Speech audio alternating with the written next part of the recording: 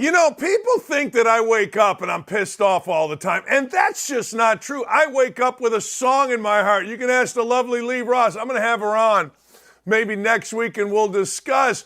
Yeah, I don't like anybody in the media. Well, I do like some TV guys, but I don't like anybody in the print media because they're all full of crapola, and I don't like people that are full of crapola. But I got to tell you, today I'm running hot. I'm running hot. Look, I'm so happy that here comes Hunter Biden.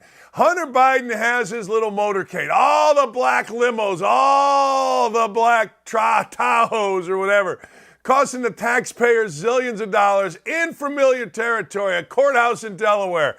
And what does this clown do? His lawyers don't know that. Well, guess what? The judge got a little surprise for you, HB.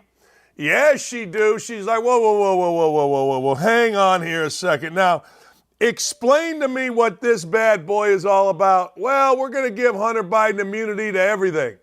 We're doing what now? And this is the crux of it. We're going to give Hunter Biden immunity for all of his drug dealing crimes, which means he can't be charged for anything. And the judge goes, hey, wait a second here. This doesn't seem right.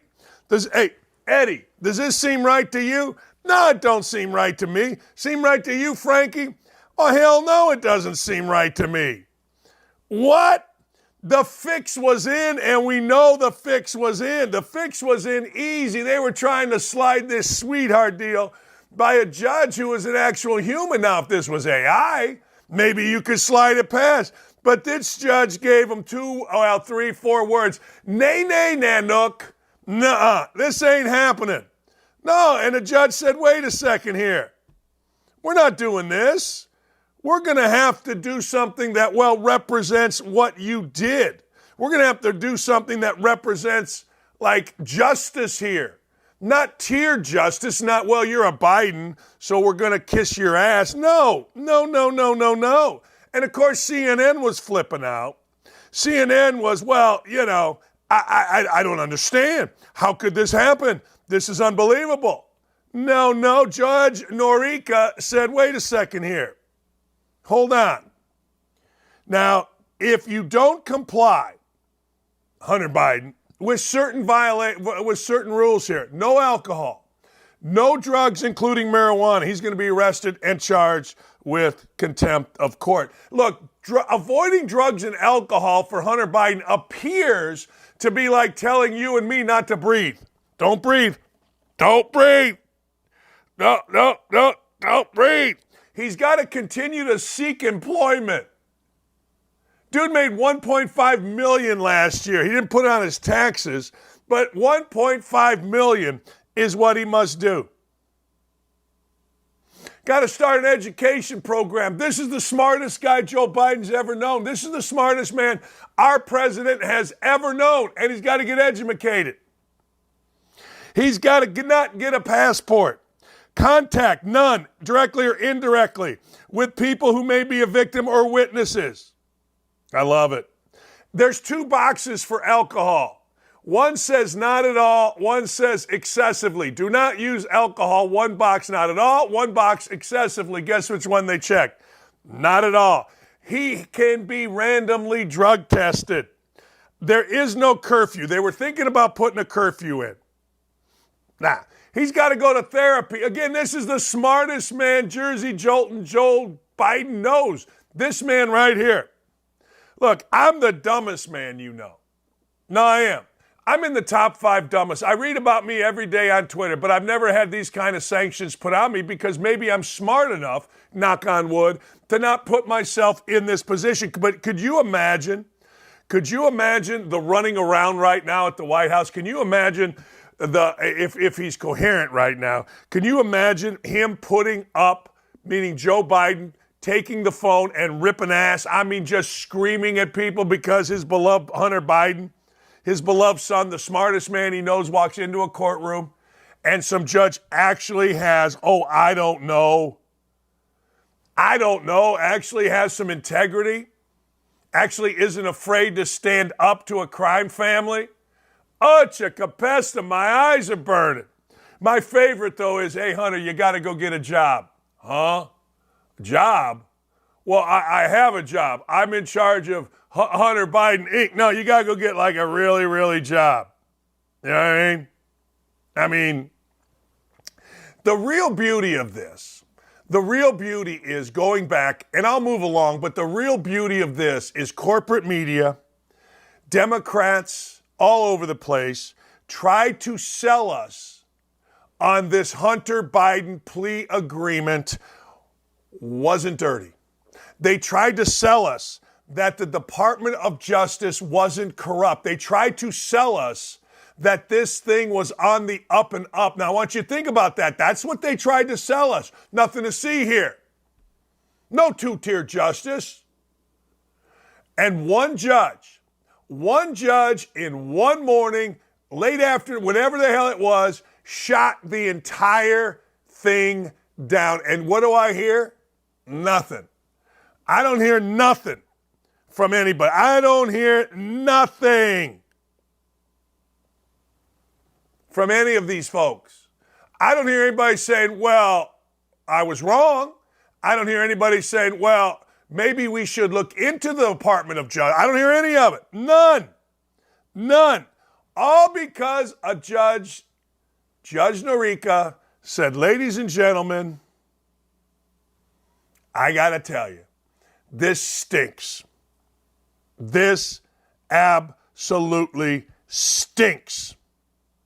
And it got boom, boom, boom, boom, boom. And here's the last thing. What does Hunter Biden actually provide? What does Hunter Biden benefit? What's the benefit from the United States having Hunter Biden running around? Like, what's the real benefit? The only benefit of this fake plea agreement was to protect Joe Biden. But literally, I'm sitting here and I'm thinking to myself, Joe Biden, his son Hunter, has nothing to offer. Like, when you got to tell the dude to get a job, stay off weed, you're a common criminal. There's nothing to offer. He has zero. Why should he get off? Why should Hunter Biden get off? I don't know. Only because he's the president's son? Man, thank goodness for a judge with some balls. Negotiating through Twitter. Like, all right, I'm wearing my Colts shirt today because I am all in on Jimmy Irsay. So last night, some little agent guy, secret agent guy for Jonathan Taylor came back at my guy. He's my guy, Jimmy Irsay. Yeah, he is. He's my guy. So he comes back at Jimmy Irsay. Jimmy Irsay was basically talking about, hey, look, the running back situation. We have negotiated a CBA that took years of effort and hard work to get done. And in good faith by both sides. To say now that a specific player category wants another negotiation after the fact is inappropriate. Some agents are selling bad faith. Well, interesting deal. You see there. Okay. Now, you're looking down at the bottom. That was last night, 9,681 views. It has now gotten 3.2 million views. And there's a reason. There's a reason. Because guess what?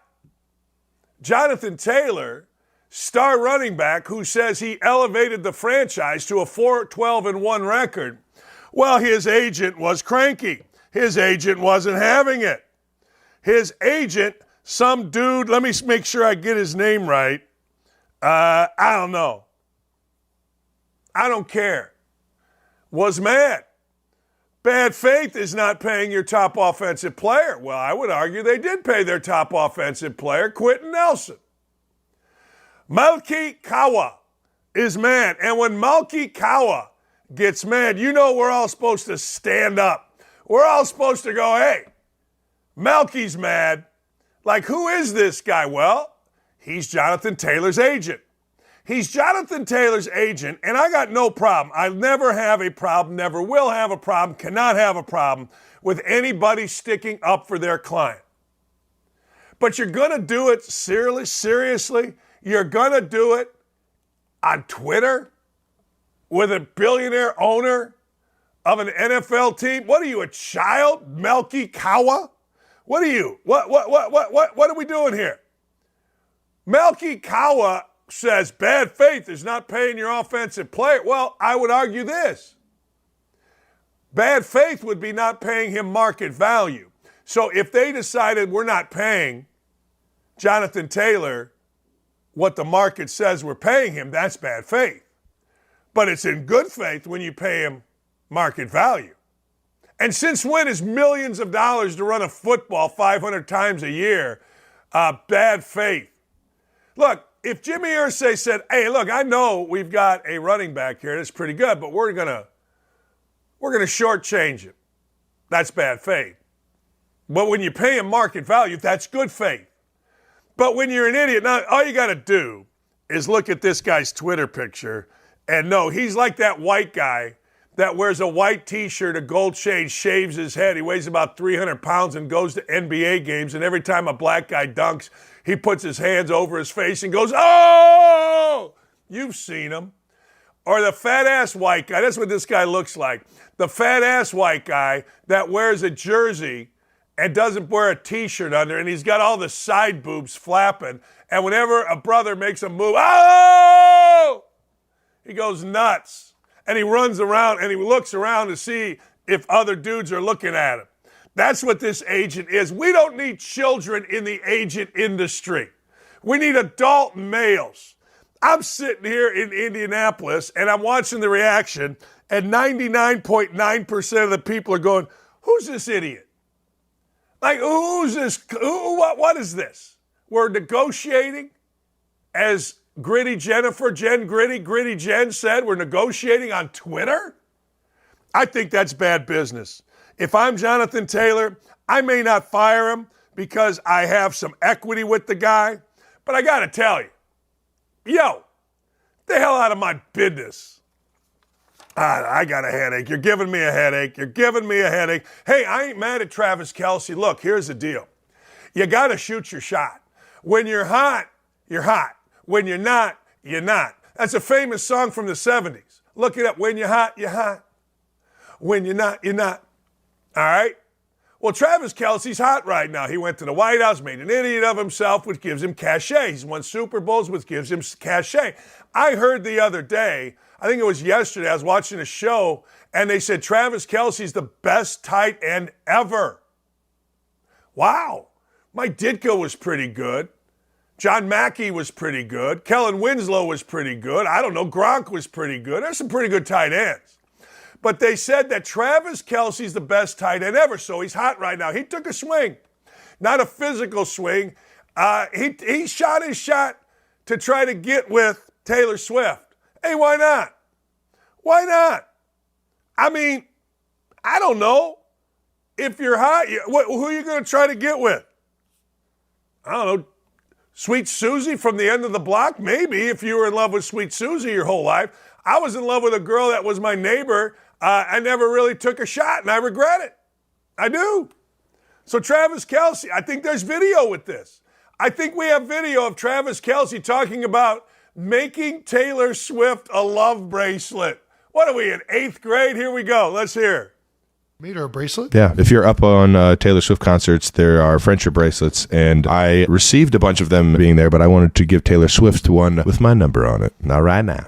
Your number's in 87 or your phone number? You know which one. Yeah, your number is 87. Hey, I'm Travis Kelce, 87. No, baby, I'm Travis Kelce, 317-555-1212. Yeah, I am. Hey, took a swing. You should. Seriously. Like, when I was divorced, I took a swing. I called Lee Ross.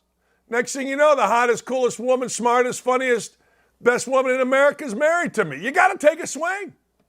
Nah, I'm sorry. You do. What's he got to lose? Hey, Travis Kelce, 87. Yeah, baby. All right, there's a coach. He's at Charlotte. Charlotte has football. Did you know this? I'm not talking about NFL football. I'm talking about college football. University of Charlotte, Charlotte University, I don't know. They got football. Apparently they play against Memphis and those type teams, but that may have all changed. But the coach is mad. The coach shows up at media day, and really, no one knows that the Charlotte 49ers got them some football. Even the media is like, yeah. Guy's name is Biff Poggi. Biff Poggi or Poggi is at the podium, and he's looking around. And he's like, hey, what are we doing here? No one's asking me any questions. The Biffer's pissed. Let's hear from the Biffer. Any other questions for Coach? That's it? 3 questions? Maybe that's because you have us ranked last. That's all what you think of us. So we get that message. Thank you. Okay, Biffer. All right, Biffer. I'm not mad at you, Biff. Biff Poggi is the only Biff that I knew other than in the movies. Wasn't Biff like the pain in the ass in one of those Back to the Future movies? But the Biffer's mad. And I'll give Biff credit, man. Look at the size of my head. Look at the size of his head. That's 2 big lavas right there. That's a lot of handsome. But anyway, so Biff's mad because Charlotte only got 3 questions. And you know what? He went Kevin Spacey in House of Cards. Remember Kevin Spacey used to tap his ring? By the way, Kevin Spacey got off on all charges. Let's get him back on House of Cards. Come on, Hollywood. You've done worse things than that. Side note, Kevin Spacey back on House of Cards gives me something to watch. Let's go. You don't need anybody else on that show. You just need Kevin Spacey. Get him back on. I digress. Ice Cube not happy with Adam Silver. Now, Ice Cube's one of my guys. I should have sent you guys a picture of me and Ice Cube. I'm dropping deuces. At break, I'll find it and I'll get it to you. Ice and I were chilling together at ESPN one day. That's how we rolled. We got down and dirty. Yeah, we did. No, we didn't. But anyway, the NBA are full of great slogans, and they write Black Lives Matter in the court, and they do all those things. But pretty full of ish when the rubber meets the road. I'm just saying it's easy for them to put that on the court. Takes a little more effort to really care to work with a league like the Big Three. You really got to want to make a difference. The Big Three is his 3-on-3 league. It's black-owned. And Ice Cube, if I were the NBA, I would work with him just because of what Ice Cube has done for the African-American community. Now, there are a lot of people that think Ice Cube has not been good for the African-American community. There's been a lot of that on Twitter that, well, because of his gangsta rap, it's portrayed African-Americans in a negative light and it's inspired violence. I don't know. I'm not going to lie. I'm not one of those white guys that was really into gangster rap. I was into coaching and winning. I wasn't into soft rock, 70s rock, or gangster rap, or non-gangster rap. Or I did like the Sugar Hill Gang because every white girl, when I was a senior in high school in the 80, 81, liked the Sugar Hill Gang. And I did like Rick James' Super Freak, and I brought it back to Maryville, Indiana. But anyway, long story short, I don't know what he did or didn't do, but I do know this. Dude's bright. Dude's really bright. Dude's smart. Dude's an entrepreneur, a real entrepreneur, not just a fake entrepreneur. He's real. And if I were the NBA, I would want him as an advocate, not as an adversary. Joe Burrow's extension is all the rage. Joe Burrow is like, hey, we got to figure this out. Mike Brown is historically cheap. Mike Brown owns the Cincinnati Bengals. Mike Brown is a guy that up until recently had absolutely no analytics department, had no real scouting department. He was old school as old school gets in Cincinnati whenever they had a problem, which they've had a lot for the Bengals over the last years. Always did one thing and one thing only, and that was blame Mike Brown. Bengals lose. Guy misses a field goal. Mike Brown sucks. Bengals lose. Guy throws 4 interceptions. Mike Brown sucks. What did Mike Brown have to do with Kenny Anderson throwing it to the other team? Or Boomer Esiason? I don't know, but he did. Okay. But Mike Brown is saying now, hey, look, we got to figure out the salary cap. Joe Burrow's deal impacting the salary cap is important to us. Oh, okay. It should be. And by all accounts, Joe Burrow, who grew up very, very short distance, Athens, Ohio, is not very far from the Natty. Joe Burrow wants to stay there. Joe Burrow is Ohio. Joe Burrow is the Cincinnati Bengals. Show the man his monies. KGB. Give the man his monies. After Matt Damon cleaned him out. Give the man his monies. Don't splash the table. It's my club. I splash the table. Anyway, apparently Deebo Samuel's big shirtless guy. Hey, look, I got to tell you, I tell my stepson all the time, if I looked like him, I'd never wear a shirt. Now, I'd go to church shirtless. I'd walk around. I'd go to nursing home shirtless just to give the old gals a thrill. I would. I'd walk into the store shirtless. You never know what you're going to find. You want to know what you could find? See Animal House. The dean's wife. I'd go everywhere shirtless. Apparently, Deebo Samuels, who's built like a brick you-know-what, Deebo Samuels likes it shirtless, and he likes to send him to his coach. Kyle Shanahan says, hey, look, I love Deebo Samuels. Remember a year ago at this time, they were scrapping? Deebo Samuels was mad. He had to run inside. He had to run outside. He had to catch passes. He had to do a lot of stuff. But Kyle Shanahan's like, hey, Deebo Samuels has gone to work. And he keeps sending the coach shirtless selfies.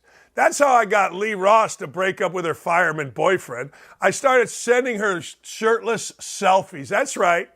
She got all this, but then she got all this. I never went below the waist because that would have been too much.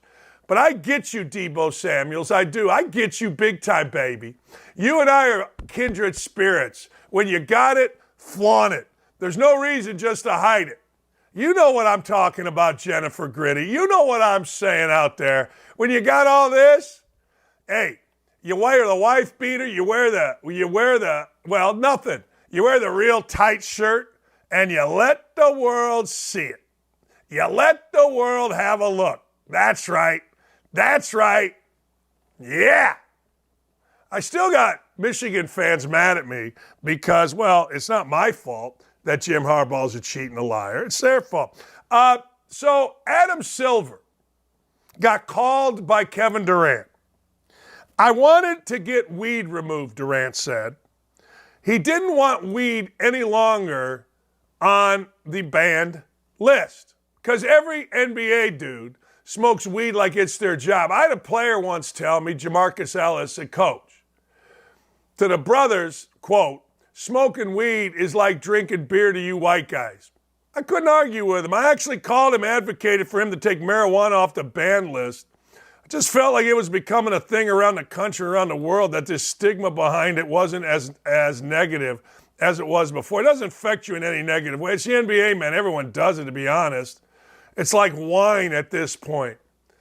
Now, weed's really not great for you. I know I'm in the minority here. But driving on weed, bad. Like thinking on weed, bad. But hey, if the NBA, if everyone does it, well, then we got to do it. And the whitest of all white men, Adam Silver. Look, Adam Silver is so white, he's clear.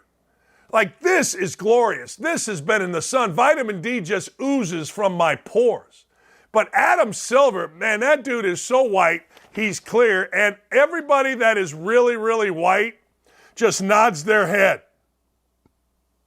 Nods their head when they get some type of recognition from an African American. Watch it next time. I got guys that were on my old radio station I used to tell, look, don't change the way you talk just because you got an African American guest. Like, white dudes just absolutely straighten up, change the way they talk, and start nodding their head because they want to be down. Nobody wants to be down more than white dude. And Adam Silver is the whitest of the white folk. Hey, I don't know what to tell you. My brother keeps wanting me to go back to Vegas. I go to Vegas with my brother and my nephew and a bunch of dudes. We play golf. Rio Seco's a great golf course. True story. I go to bed at 9. I do. I'm done. I'll play golf all day. I'll get up at 7. I'll play golf until the cows come home. 75,000 holes. But I'm so tired of seeing pigs walking around. I'm so tired of seeing things that I just don't need to see. I can gamble on my phone. I don't need to be at a casino where I've got swine walking around in like shirts that are 10 sizes too small. Well, this is also what you see. We had a brawl in a Vegas casino. Women throwing hands. Women fighting like animals. True story, just fighting. I don't know how else to describe it. Turns out one of them is an executive at LeBron James's tequila company. Let's take a look at the ladies throwing some hands. Look at these. Oh, all right. Okay. Look here. Look at these clowns. Look at this. Look at the one on the right. She just pulling on cops, pulling hair. Look at these idiots. Cops got this biggin down, another biggin's around. This lady is an executive. Look at this. Look at that. Look at what that thing is wearing. Look at this. These aren't human beings. These aren't. Look at the Nature Channel and what? Look at these people. Oh, we're just going to fight in the middle of a casino. Well, we don't care. This woman is apparently an executive of LeBron James's tequila company. Really? Seriously. How about we class it up? I mean, just a little bit. Like the thigh tattoo is equivalent to the face tattoo. Like if I see a dude with a face tattoo, I'm not hiring. If I see a woman with a big fat thigh tattoo, I'm done.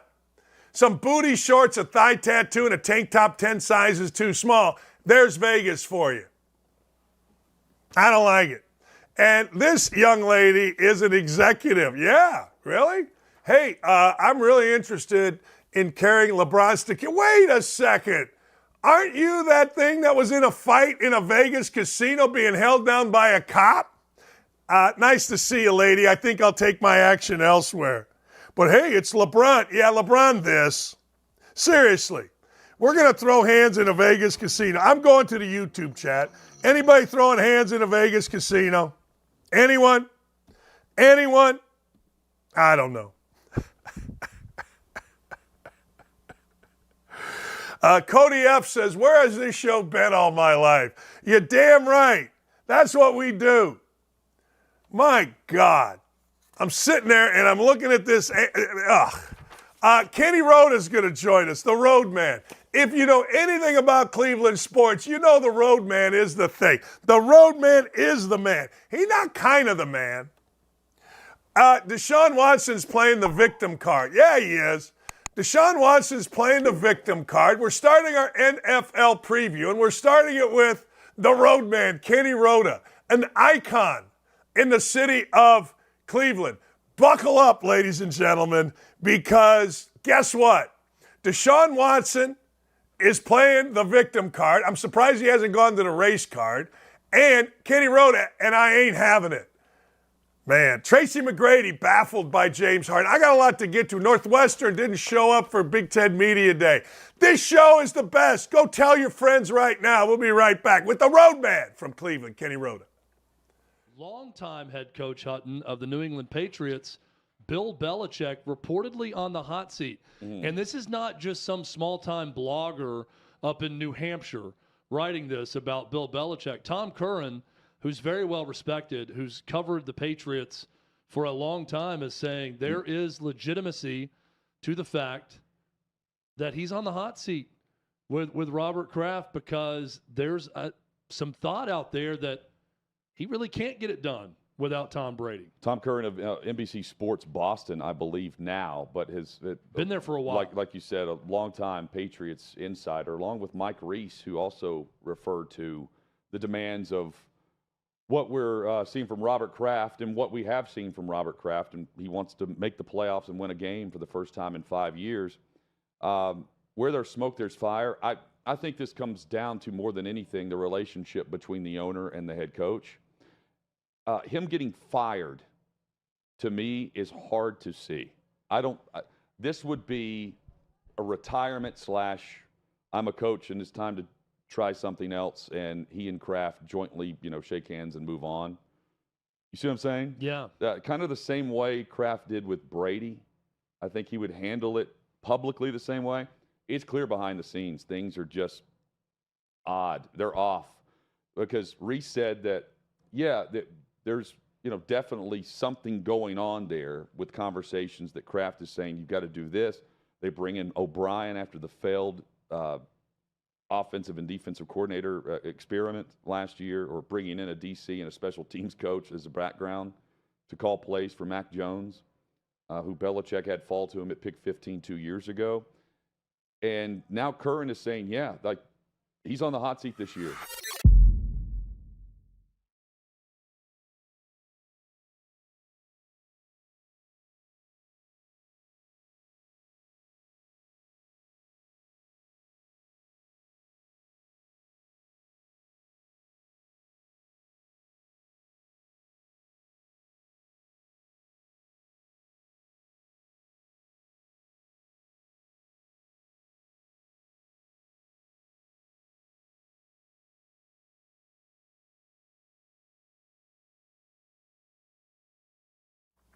He is the Kenny Roda. He is the roadman. He is the legend of all things sports in the great city of Toledo, of Cleveland. Look, when I was at Bowling Green, I learned to love Cleveland. I did.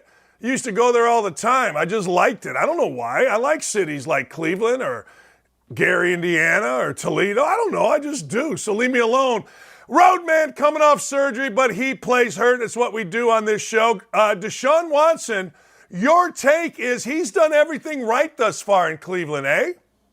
Since everything went down in Houston and the Browns gambled on Deshaun Watson giving him the largest contract in NFL history of guaranteed money, and it is still the largest guaranteed contract, right? $230 million. He would have to walk the straight and narrow, obviously, in order for things to work in Cleveland. And while last season on the field wasn't great, Dan, he was 3-3 in 6 starts, 7 touchdowns, 5 interceptions, terrible quarterback rating. He did everything off the field right, and they feel that they may not admit this publicly, Dan, but last year was a throwaway season. They knew there was all kind of crap that was going to come with him, with his sexual misconduct. 23 cases, I think, have been solved. There's 2 more that, or I should say resolved. There are 2 more out there that are pending right now. But they knew last year was going to be a throwaway. And they finished last in the division, 7-10. But Watson got back to playing football.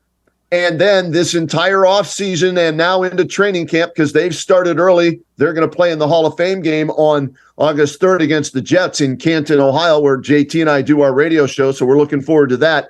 He's been supposedly, according to Jimmy Haslam and Andrew Barry and Kevin Stefanski, a model citizen since he's been here, and he's eager to show that he is more at quarterback than Deshaun Watson from Houston than what we saw last year in Cleveland. Yeah, we're going to see. He's saying, a little bit of complaining here about the media controlling the narrative. You're not getting away quickly from what happened in Houston, meaning it's going to take a few years. And the better you play, don't you agree, the more people will forget or at least not bring up what happened in Houston? Absolutely. He created that narrative, right? It's on him. So you're right. It's going to take a while. And if he starts winning games, especially early this season, you and I were talking off the air, the first 4 games for the Browns this year, they open up with the Bengals, with Jackpot Joey, right? Then they go and play the Steelers in week 2, the Titans in week 3, and then the Ravens in week 4 with Lamar Jackson back in the fold. So 3 of their first 4 games are divisional games. They finished last in the division last year. So if you want to make the playoffs, the best way to do so is to win your division. You get a home game. Well, we're going to find out early about Deshaun Watson, about this team that was really readjusted, if you will, on defense in the offseason, if those moves are going to pay off on the field. But this team will go as far as Deshaun Watson takes them. The Roadman joins us, and everybody in Cleveland on our YouTube chats digging the Roadman. They love the Roadman. Here's the deal. Sean Black from Cleveland, from the Cleveland area, asks, hey, ask the Roadman, how big a difference will there be with a new defensive coordinator in Cleveland? Huge. Joe Woods, terrible last year. They go out and they get a proven winner, a former head coach, a Super Bowl champion coach with the Eagles in Jim Schwartz, and he wants an attacking defensive line. his approach, and we saw it work, with the Eagles when they beat the New England Patriots. Dan, what do you do to beat Tom Brady? You rush 4, you drop 7. You create pressure with the 4 guys up front, and Myles Garrett is as good as there is in the league at getting to the quarterback. 16 sacks last year, 18 tackles for loss, I think 28 quarterback pressures. You trade for Zadarius Smith, Delvin Tomlinson. So they've improved the defensive line. Adding Juan Thornhill on the backside from the Super Bowl champion Kansas City Chiefs improves a weak secondary from a year ago, with the exception of Denzel Ward. So the moves they've made on the defensive side of the ball with the coordinator and Schwartz, may the Schwartz be with you, Dan, as well as the moves they've made on the line and in the secondary, this should be a better attacking defense. All right, I see the Ohio State hat. I got to ask. Ryan Day yesterday mentioned moving the Michigan-Ohio State game. That's blasphemy. You just shut up and let that game happen and win it once in a while if you're Ryan Day, right? Well, I think the reason people are asking is they feel with the way the new schedule will work and no division starting next year that Ohio State and Michigan are going to finish 1-2, 2-1 every year or every other year. So do you want them playing the last game of the regular season and then having to play in the Big Ten championship? And so that's why I think he kind of put a different spin on it. I'm with you. You keep it the last game and let the hype build up for a whole week if you have to play a second time. So I'm not on the same page with Ryan Day on that one. I don't think anybody is. I don't think anybody, if you want to bring fans together from Michigan to Ohio State, talk about moving the big game and then everybody will lose their mind. I heard that. I get what he's saying. I do. I get what you're saying too about you're playing back to back. But come on, that's one of, I don't know, 2 maybe in the country in terms of rivalries. Yeah, for me, Ohio State, Michigan football, North Carolina, Duke basketball, though those are 1 and 2 in any pecking order, depending on what part of the country you're from. Hey, Roadman, a couple of other things. When you look at the AFC North, and you mentioned the schedule that's coming, let's talk about it a little bit. Kenny Pickett in his second year. You know what? Kenny Pickett looked okay to me in replacing Joe Burrow. They ought to talk about his contract, but screw that. The man can go ahead and ball, and the Ravens got Lamar Jackson back, so I assume he's happy. This might be as good a division as there is in football, if not the best.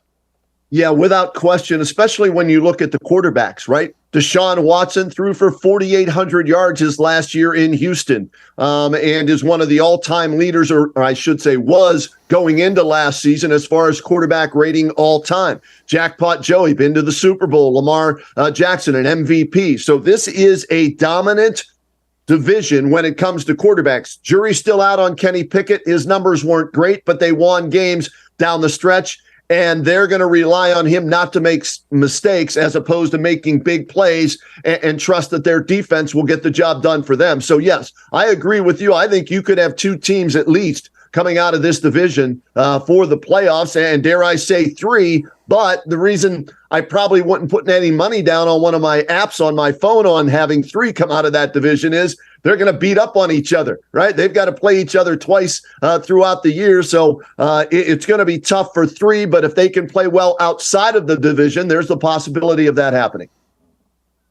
You know, I do want to ask you about something that is kind of taken over and created a life of its own. I've said this about Bill Belichick. Bill Belichick and Tom Brady, the divorce, we're going to keep score, right? We're going to keep how Tom Brady does, and we're going to keep score how Belichick does. And obviously Brady is the winner right now.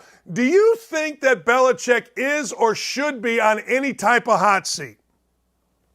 No. Bill Belichick, arguably the greatest NFL coach of all time. Yes, you have to have players to win championships, but you have to be able to get the most out of those players, much like Phil Jackson got the most out of Kobe and Shaq in L.A. and Michael and Dennis Rodman and Scottie Pippen in Chicago, Steve Kerr and the job that he's done with the Golden State Warriors. Yeah, you need superstar players to win championships, but you have to keep that locker room together. You have to keep that team together playing united, especially in the big games. So you're right now. Brady has the edge over Belichick because Belichick hasn't won without Brady. Brady did so without Belichick. But if Belichick were to go in there and win a championship without Brady, then the pendulum swings the other way, and Brady can't do anything more now because he's retired, or at least he says he is. Well, right. And we're going to be keeping score until they're both retired. That's how, I said that at the time because there is a clear line. Last thing, Cleveland Browns, what are fan expectations? How do you see this? Is this a 500 team? Is this a playoff team? Bottom line, your thoughts as we move towards, preseason games. With everything they did in the offseason, Jim Schwartz coming over as the defensive coordinator, Elijah Moore added to the wide receiver room with Donovan Peoples-Jones and Amari Cooper, Deshaun Watson back for a full year offseason, in-season training camp with Kevin Stefanski, Andrew Berry on the hot seat, Kevin Stefanski on the hot seat. Absolutely. This is a playoff or bust year for the Cleveland Browns. The minimum is at least making the playoffs. My expectations, a $230 million quarterback, the moves they made, this is at least one victory in the postseason type of season for me and the Cleveland Browns. This is about winning now. You have that window, and he's in year number 2 of a 5-year deal. You have that window. You better start winning now, or we're looking at changes with the head coach, the general manager, who knows what else if they fail to make the playoffs, and especially if they're under 500 like they were again last year. Our guy, Jonathan Taylor, and his agent actually on Twitter yesterday went at Jim Irsay. It was really stupid. Is Nick Chubb solid? Where's Nick Chubb in this whole running back, we're mad conspiracy thing? I think he's fine. He's never been one to cause a ruckus or be a distraction with this football team. And so I don't worry with Nick Chubb about anything. On the field, I think he's the best all-around running back in the National Football League. No Kareem Hunt this year, so we're going to see maybe more of Nick Chubb catching the ball out of the backfield, playing more downs. They may not run it as much now that you have Deshaun Watson, who wants to throw it but can also run himself. But I think the Browns have the best running back in the league. He will not be a problem in the locker room. And whenever his contract is up, he'll deal with it then. He is focused on trying to help this team win, and they need everybody focused on trying to help this team win this year and get in the postseason. Kenny and JT, 1480 WHBC. This, ladies and gentlemen, is a true radio legend. A true, like a lot of people get made up as radio. This is the man who started talk radio, sports talk radio in Cleveland. He's the road man, Kenny Roda. Thank you, my friend. Always a pleasure, Dan. Talk to you soon. That's Kenny Roda, and I'm with him. Look, hey, Deshaun Watson, a couple things, can say whatever he would like, but he created it. But also, if he's done everything right in that city and he's done everything right in that building like Kenny's talking about, I think you should have high expectations. Look, it's great that you read all of these guys signing these big deals. It's wonderful. Yay, Rada. Hey, Jalen Hurts, go get him. Justin Herbert, great job. Deshaun, but now you got to play to it. You do. You got to play to it. And at least Hurts took a team to the Super Bowl. It's time, really, if Deshaun Watson, who everybody tells me is so great. I watched Deshaun Watson. I thought he was terrific. I also thought I watched him fumble twice inside the 5-yard line. I did, against the Colts. And he cost his team games. I'm just telling you, that's the way this goes. You sign these deals, now you got to live up to it. And the day of reckoning is coming soon. It is. Hey, quarterback's got fair market value. Running back, our guy, Jonathan Taylor, his agent is mad. He's cranky. He's upset. He goes to Twitter. Gritty Jen called him out, which we loved. You don't negotiate on Twitter. You negotiate privately. You put your case together, and you try to get the best deal you can. You lose the public when you do things as an agent like negotiate and going at the owner publicly. I know people love players. I get that you love Jonathan Taylor. I'm wearing my Colts shirt today because I support the Colts no matter what. I rip them but I support him. But you do not go out there and say publicly, well, then you got to pay your best offensive player when you're 4-12-1. 4-12-1. There ain't no best nothing. Like somebody going to gain yards on a football team, somebody going to catch a pass on a bad football team. It's like I always say about basketball. Somebody's going to be the leading scorer, the leading rebounder, the leading assist guy, the leading steals guy on a bad team. But I don't want to hear from you when you're a bad team. Who does? Nobody wants to hear from you when you're a crap team. Man. So shut up, Jonathan Taylor's agent. Just shut up. Leave us alone. Seriously, leave us alone. Let us enjoy our offseason and our optimism. Your client is on the PUP list, for crying out loud. I'm sorry. I just had to get that in again because, well, I'm a little pissed off. This is side note. I read this. Margot Robbie revealed she paid off her mom's mortgage after becoming rich and famous. Hey, look, I just paid off my mother-in-law's. What the hell? I mean, me and Margot Robbie, I don't get the credit I deserve for being a great dude. I'm just saying. I am. I'm just saying. I just paid off my mother-in-law. Some shyster's got a reverse mortgage. And so I paid it off. That's right. I would have paid it off when she was alive if I'd have known. Because that's the kind of good dude that I am. Bingo. Tracy McGrady is baffled by James Harden, so we just must speak. James Harden, I don't understand for the life of me what James Harden is doing. I'll tell you what James Harden is doing. He's getting $35 million to be mediocre. Hey, all you guys on the YouTube chat, we got a big Twitter audience today. Let me ask you a simple question. $35 million to do what? What? Squat. Uh-oh. I'm out of the Zoom meeting. What did I do? Something happened. I don't know. Anyway, I don't understand for the life of me. I look at all the teammates he's played with. James has probably played with more Hall of Famers than anyone in the league, and he doesn't have a ring to show for it. I don't know what he's looking for. And maybe there's some internal BS that's going on that we don't know about. Oh, I guarantee you that. But you are not one to speak, Tracy McGrady. Tracy McGrady is the original. I don't have to do anything, and I get big shoe deals. Now it's all the rage. We got some guy named Kuz pimping Puma. I go up to Chicago and I see Zach LaVine pimping everything.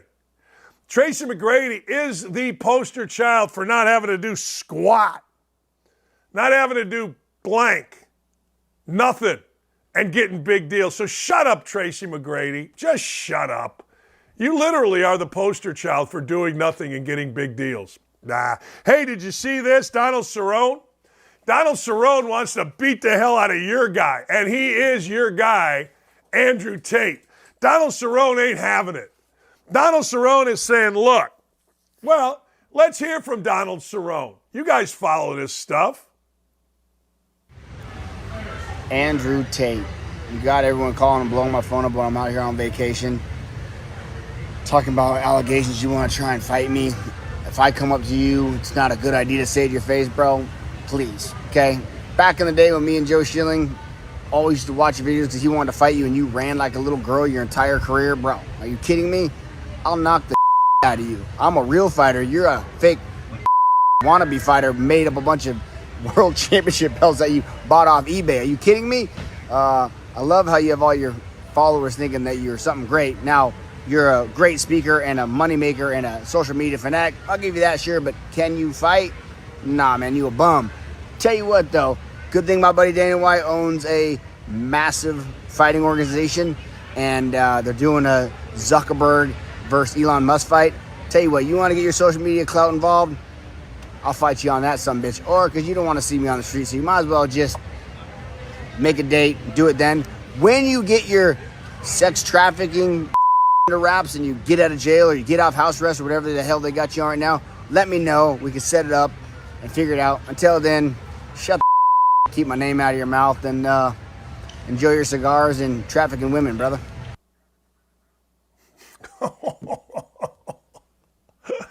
Enjoy your cigars and trafficking women.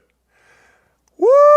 I told you Andrew Tate's a fraud. Like, he gives some conservative views. He does. He gives, and conservatives love him. But if you do a deeper dive, we spoke on this last week.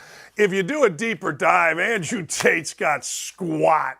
Serious business. There's nothing to Andrew Tate. He is an abuser. He is a trafficker. And I would love to see a legend like my man here, Cerrone. I like to see him knock his ass out and then sit on him. Do what I do to my kids. It's called the size. I just sit on you. He is a sex trafficker. I don't give a damn if he says some things that maybe make sense to you all as a conservative. But if you do a deeper dive, that guy is a fraud. I'm not saying a fraud is a fighter. He would pin me in 2 seconds. I don't know whether he's a good fighter or not, but as a human being, that guy can kiss my backside. All right, Northwestern players. Northwestern players did not go to Media Day in Indy. Big Ten Media Day is going on right now, and so it's a big deal, right? Oh, Big Ten Media Day, Big Ten this, Big Ten that. Okay, great.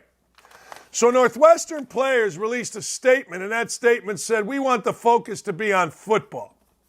Here's what I've always said about football and football coaches. When it really comes down to it, they're cowards. They really are. Here's the deal. Coach gets up there. He puts a jacket and tie on. He talks about integrity. He leaves the podium. He gets on a phone and tries to talk a 17, 16, 18-year-old out of his commitment. Oh, we flipped so-and-so. Well, that is the most lacking of character move you can make. But in college football, it's the norm. In college football, it's what you do. You flip recruits. All right, let me fast forward to this situation. So Northwestern players, I'm sure, have been taught by old Fitzy and the coaches there that you got to stand out. Hey, look, good or bad, you always got to stand tall. You got to show character. You got to face the music. All right, you don't hide. Northwestern players are gutless. Northwestern players were gutless for allowing all of the hazing to go on. They can sue the coach. They can sue the school. They can sue the athletic director. But what they really should be doing is suing their teammates. Those are the guys that thought it was a good idea to make freshmen get naked and throw them in a shower or dry hump them or whatever stupid, ridiculous, asinine things that they did naked. So I'm a Northwestern player. The easiest thing to do, I'm going to sue Northwestern. I'm going to sue the AD. I'm going to sue the president. Really? How about you sue your teammate? How about you bring charges against the people that actually did it, against the gutless cowards that just went along with things that any normal human being, particularly in 2021, 22, 23, knows is wrong. Hey, look, maybe guys were such blockheads in the 60s that you did that stuff, but I got to tell you, that crap was not happening under my watch at Bowling Green. It was not happening under Dan Rogovich's watch at Andrean. It was not happening under Bobby Knight's watch at Indiana because we're human beings. We're not farm animals. We know what's right and what's wrong. Period. I'm just telling you.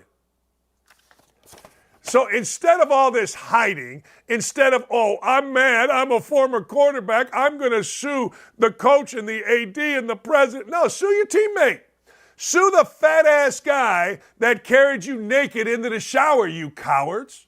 Press charges. Hazing is illegal in the great state of Illinois. Press charges. Yeah, this to me, though, is different. Now, PJ Fleck is under fire, and let's see if more comes out of this. But I saw this story on PJ Fleck. PJ Fleck, it's a cult. It's this. Every team is kind of a cult. What do you think the word culture means when shortened? Cult. Where does cult come from? Culture. That's where it comes from, ladies and gentlemen. It's like fan, short for fanatic. So every team has a culture. And PJ Fleck, here's what you get. Somebody sees what Northwestern's doing, somebody's mad at PJ Fleck, and they go, oh, well, I'm going to get a little piece of this too. I'm going to strike while the iron's hot. I have to. Why? Because it's easy. Well, this this was a cult, short for culture. Yeah, I don't want to hear it. If there's more that comes out, I'll be all over it because that's what I do. I don't like PJ Fleck. I think he's a fraud. I don't know. PJ Fleck had something called Life Program, right? A life program. It was designed to develop character through the promotion of virtuous thought, words, and action. People should be thanking him as far as what I've read right now instead of belittling him as I've read it right now. I get it. I totally get it. Everybody's going to jump on it. I was abused. Yeah, okay. Yeah, all right. Okay. Yeah. Yeah. PJ Fleck said these are baseless allegations. We have the full support of our athletic director and university leadership. These allegations have been looked into multiple times since 2017. So our focus will be on our football team. 2 former players made allegations the coaching staff used strenuous workouts as punishment. Yeah, okay. Fleck Bank, that gives you credits. That's the Tom Osborne thing. Tom Osborne, who became a state senator, used to have a chart. Like you had to have like 2 felonies to miss a game. Yeah, okay. Look, don't make me start liking PJ Fleck. Every single coach in the history of coaching has a couple of players that are mad. It's always a couple. One guy's mad, he recruits another. I don't even like this guy Fleck. I think he's a fraud, but he's a pretty good coach apparently. He's won at Minnesota. But you're giving me a headache. Now, what's next? Oh, my God. They did this. Oh, I had a player, went to a booster, said, hey, man, if you give me money for a concert, I'll spill the beans on Dakich. Yeah, good. Spill them all you want. Hey, Melvin Gordon, who's a 2-time Pro Bowler, says he wishes he could switch positions. Melvin Gordon would rather be something else. Melvin Gordon, who made a nice career for himself, was an All-American at Wisconsin, says, I'm not going to downplay my career, but I definitely would have switched my position for sure. They get paid good, take less hits, they don't worry about too much. They're not having conversations, you're not getting paid enough if you're a good enough player. And I think you just get to live out your dream a little bit longer. I think our shelf life is, because of how they look at us, shortened. Their dream gets to last a little long. He's talking about going either to tight end or defensive back. Yeah, he's probably right. What are you going to do? I don't know what to tell you. It is what it is. You know what? You made millions. You got to play a kid's game for a long time. You should be happy. Nobody's grateful anymore. Everybody wants more. I guess including me. I want more viewers. I want more listeners. I want more people watching. I want more. I want more. I want more. Okay. But the truth of the matter is, we probably should take a moment. And I did it this morning. Like, I was thinking about things, you know, and I'm like, wait a second here. Hold on. I get to do a show with the greatest network. They chose me to do one of their shows. I'm a blessed dude. Yeah, I am. I am. And I hope you feel that way too. I do. I hope you feel that way at some point today. I don't try to be inspirational. I try to be factual. I try to tell you what's what. I don't try to be like, hey, row your boat, row this. Anyway, let me see what we got next. Oh, man, we got our guy Scott LoBaido. Give me pizza or give me death. That's right. Hunter Biden has an art collection. I got to get Scott's view on it. Scott LoBaido is one of the most entertaining dudes you're ever going to see. Give me pizza, Jennifer, or give me death. Please. Yes. We'll be right back. Can't wait. Stay here. Second hour is going to be better than the first. I don't know. Cancel culture that we live in. They want you to think you'll be canceled. They want you to be scared of the name calling. But that really is all it is. And it speaks more to their insecurities than it does to yours. I saw people on TikTok, Olivia. I saw people coming for your eyebrows. Is that what they're going to resort to? And you're right. It's because they can't dissuade from your argument, which is actually really powerful. And it should boost your confidence. I think when people can look at a situation and take the negative, such as the backlash you're getting, which does suck. There's no taking away from that. It's not fun. It's not enjoyable. It does take a toll on you. But if you can take that backlash you're getting and ultimately use it to fuel your argument, I wish more people had that same perspective that you have. But what about the positive? Have you received a lot of good feedback? Have you had a lot of doors being open for you? Yeah, absolutely. I mean, the opportunities that I have had are just absolutely incredible. And the support from people like you and all these other speakers who have spoken up about, men in their sports. And the ones that really stick out to me are actually the parents of young girls who are messaging me and saying, I have 2 daughters who are running cross country just like you did. Thank you so much for protecting them. Thank you so much for sticking up for them in their futures. And I'm like, that's why I'm doing this. It's not really for me. It's for all of these other girls, and not even just girls, but for college students, for young men, like all of these people. I want to help them. I mean, America was built on freedom of speech. That's why we are what we are. And colleges are now trying to take that away. And like we said earlier, it's going down a bad path. You don't have to be a great swimmer like you to speak up. You don't have to be the smartest in class to speak up. You don't have to experience this to speak up, because everyone has a voice and we need everyone's voice to back us up now. Like, it's going to be in numbers that we can solve this issue.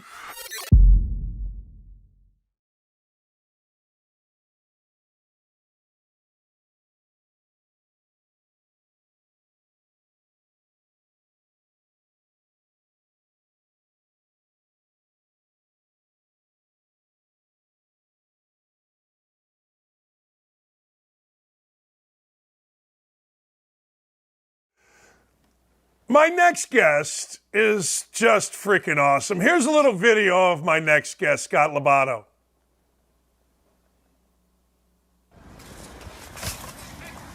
Give us pizza or give us death. Give us pizza or give us death. Give us pizza or give us death. That was my friend Scott when they were trying to take, maybe they still are, pizza ovens away from the folks in New York City.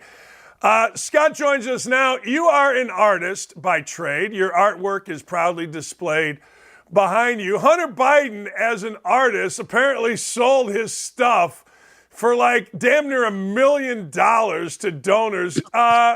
Is Biden, Hunter style, that good of stuff, or we got a little shenanigans going on here? Here's the deal. The art world is full of shit. It's a bunch of hypocritical elitists that are not tolerant. They are not open-minded. Because 30 years ago, when I tried to find myself in the art world, in Manhattan, in the big city, they didn't want anything to do with me because I am a conservative, heterosexual, white man who lives in the Isle of Staten. Staten Island is a very conservative, Republican, working man borough. So I didn't fit their mold. So I left them 30 years ago because it's garbage. So as much as we can't stand Hunter Biden for a variety of reasons, as we are watching unfold now, it's not his fault. It's the art world's fault. And for the last 30 years, a lot of artists have come out of the closet. A lot more now. That's including Hollywood. That's including musicians, dancers, painters, sculptors, because they had to succumb to a club.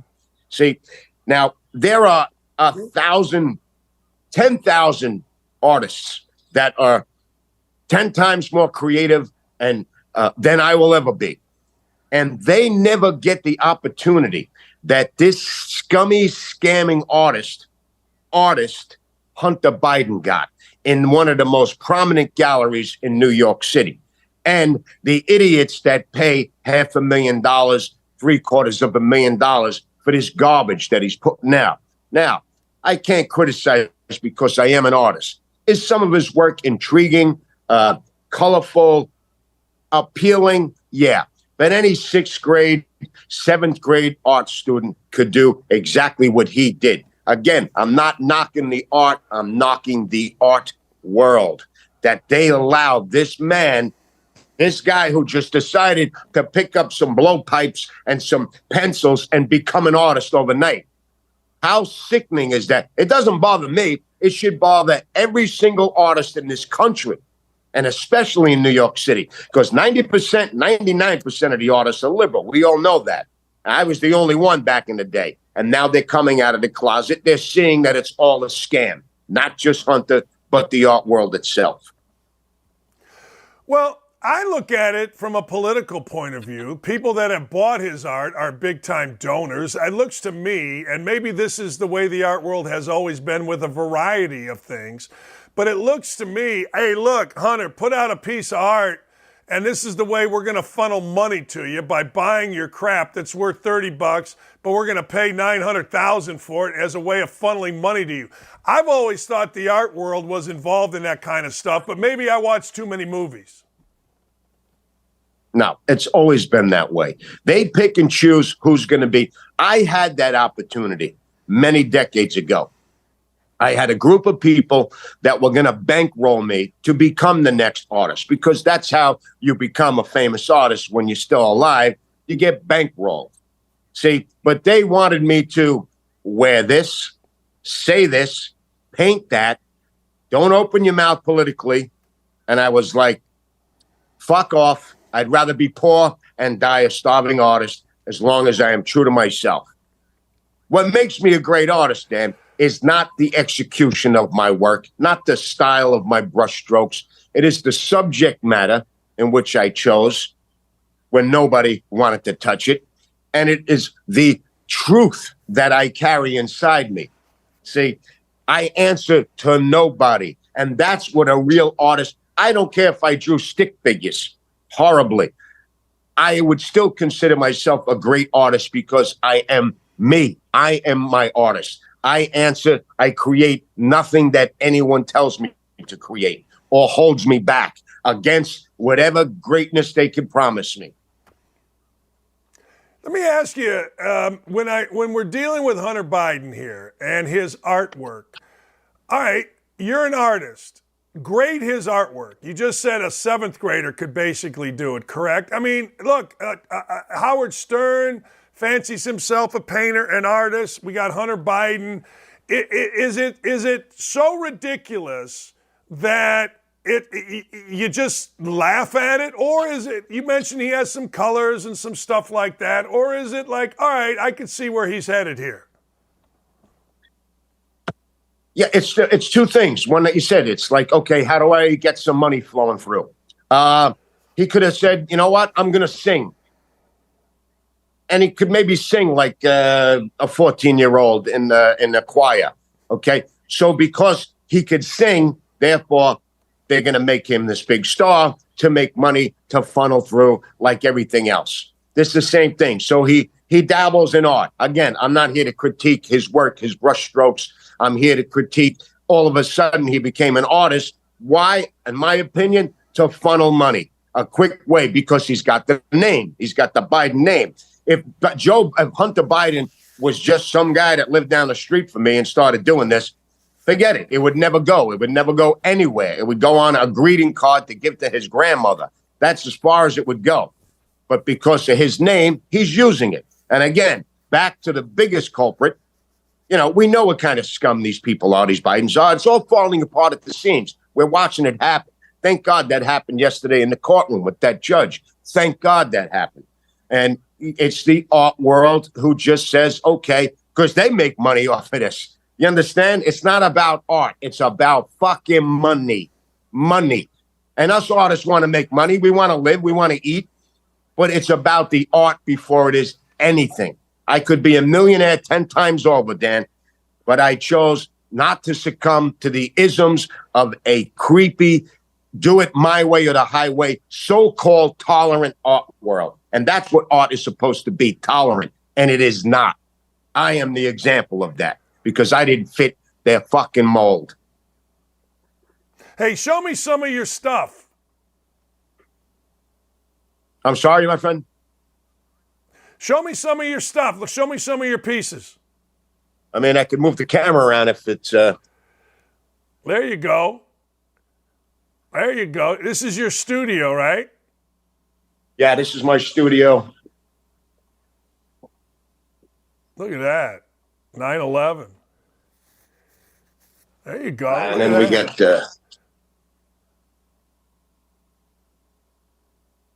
Now, how tolerant of the Donald Trump piece would the art world be? Obviously, yeah. I think we all know the answer to that. Zero tolerance.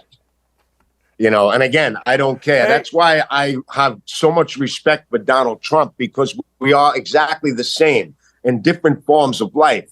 He's a president, okay? And I'm an artist. He didn't answer to anybody. See, that's why they hate him on both sides. That's why they are knocking the hell out of him every day with these bullshit allegations, because they fear him, because he doesn't answer to the machine. He doesn't answer to Soros or the globalists, and everybody hates him. They envy him. Same with me. The art world hates my guts. They would never give me a gallery if I became the next Michelangelo, and that's fine because I do it my way. It's that's how screwed up this country has become, when the freedom to do what you're supposed to or what you want to do becomes oppressed, becomes evil. It's, oh, no, you have to answer. The freedom has been taken away. But guys like me and Trump, I will go down with this ship. I don't care what anybody tries to do to me. My freedom. I am an eagle. I will live and I will die an eagle, answering to nobody. Hey, Scott, last thing before I let you go. We showed the clip. What has happened in the few weeks that, since Give Me Pizza or Give Me Death, what's happened with your idiot mayor, Eric Adams, and his desire to take away, I guess, pizza, wood-burning stoves, any stupidity? What's happened here? Well, he publicly, if you remember, it was on every news outlet across the world. He publicly invited me to come sit with him to discuss the issue and try to show him the reasons why this is bullshit. This is insanity. And he keeps pussyfooting around. He was supposed to meet, and then I texted him. He texted me. We've been in contact. And he said, you got some baggage because of your history. I'm like, one has nothing to do with the other, Mayor. If you're going to be the man that you say you are, I'll be the man that I say I am. I'm going to come there and discuss the Pizzagate and nothing else. Then his lawyer called me. So we're resetting up another meeting, and hopefully that happens soon. And if it does not happen soon, my friend, we will block out the sun. There will be more pizza flying over the gates of City Hall, because I am holding back thousands of people who love pizza, who own pizzerias, who want to throw pizza over that fence. And we're going to bring 2 pizzas. One to throw, one to feed the homeless. But I'm going to give him the benefit of the doubt. Hopefully we meet and this gets squashed. Yeah, that ain't happening. I mean, what I think about him and politicians, you're too bold for them. They would fear an embarrassment, meaning you would say something that they can't answer. And what I've learned is politicians don't like that move at all. No. But I've been doing this a lot longer than he has, and I'm going to be a gentleman, courteous, and I'm going to convince him with common sense that this has to be straightened out. Appreciate you, brother. Thank you. Thank you, my friend. Anybody wants to catch up on me? ScottLoBaido.com. There you go. ScottLoBaido.com is where to go. Some great-looking art pieces right there. It's a damn shame, because I guarantee you that the art community viewed itself, not necessarily views, but viewed itself as the most tolerant of us all. Isn't that what the left tells us? We are the most tolerant until, we don't like your view, or we don't like your look, or you're a heterosexual white man. Then we don't like anything about you, and you got to prove to us. It's all a bunch of crap. And I guess here's the thing that I've always said. Donald Trump, you can like him, you can dislike him, but you can't disagree that he put clearly a line in the sand. Used to be CNN would try to fake us. Used to be CNN would try to, you know what, we're for everybody, we're the news. Now it's clear, well, no, they're far left. Now it's clear the art community is far left. Now it's clear that the LGBTQ community is far left. We've seen this, and there's nothing wrong. I mean, look, at least people are starting to get a little bit more honest in who they really are. And as Scott just said, look, hey, you can say one thing, but you got to act on it. All right, we've got awards. More embarrassing story. You ready? Carly Russell, her fake Juicy Smollett abduction story. And if you don't know what I'm talking about, this clown somehow, some way, faked seeing a baby in diapers walking on the road, then said she got abducted. Everybody went crazy. Today's Show went nuts. Oh, my God. And, of course, what'd she say? It's a hoax. That's why you don't always believe anyone. I remember, a couple years back, always believe the woman. Are you crazy?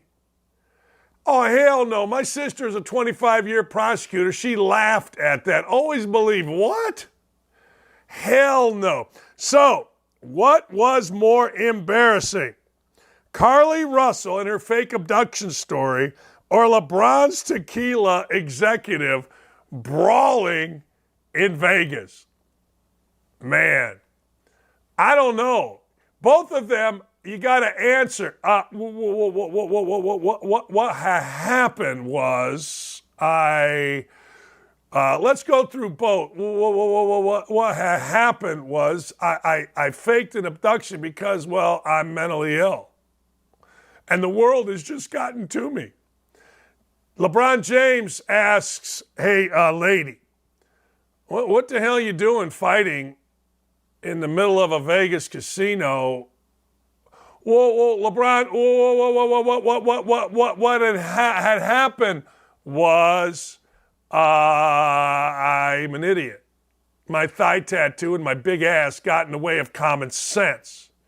Which do you think? I'm going to go to the YouTube chat on this one. Which do you think? I'm going to go, I don't know. I'm going to go with LeBron's tequila lady, and I'll tell you why. It's simple. The reason I'm going to say tequila lady is because she actually has a job that's important. Now, this other lady goes to community college and by all accounts was an upstanding citizen. But come on. Both of you are idiots. Both of you need to stop. But the more embarrassing is probably LeBron's gal. Doesn't matter to LeBron. He could fire her tomorrow and people would go well, you should. But I don't know. That seems to be the most embarrassing. Would you rather